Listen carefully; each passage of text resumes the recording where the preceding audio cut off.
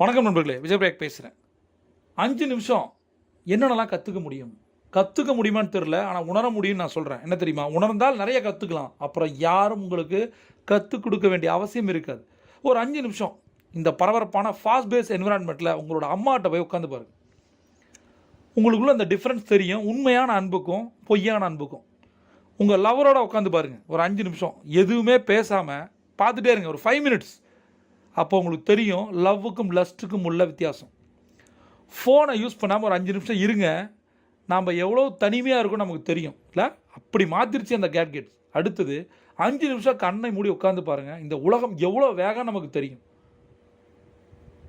5 நிமிஷம் ஏதாவது ஒரு புக்கோ ஒரு லேர்னிங்கோ ஏதாவது ஒரு ஆடியோவோ கேளுங்க, உங்களை யாரும் ஸ்டாப் பண்ண அன்ஸ்டாப்பபுளாக மாறுவீங்க. ஏன்னா நீங்கள் கற்றுக்கிற அந்த 5 நிமிஷம் கண்டென்ட்டு 5 தலைமுறையை மாற்றும். பட் எந்த அளவுக்கு நீங்கள் உள்வாங்குறீங்களோ அதை பொறுத்து தான்.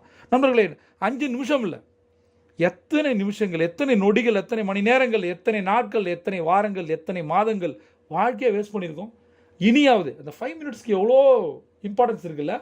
ட்ரெயினை மிஸ் பண்ணிடுறோம், ஃப்ளைட்டை மிஸ் பண்ணியிருக்கோம், நிறைய மிஸ் பண்ணியிருக்கோம். 2 செகண்ட் 5 செகண்ட் அந்த பரபரப்பு விட்டதோட அந்த தோல்வி, அந்த வலி, அதெல்லாம் யோசித்தோம் அப்படின்னா இப்போ கடந்து போயிட்டுருக்க அந்த நிமிஷத்தை நம்ம யூஸ்ஃபுல்லாக யூஸ் பண்ணிப்போம்.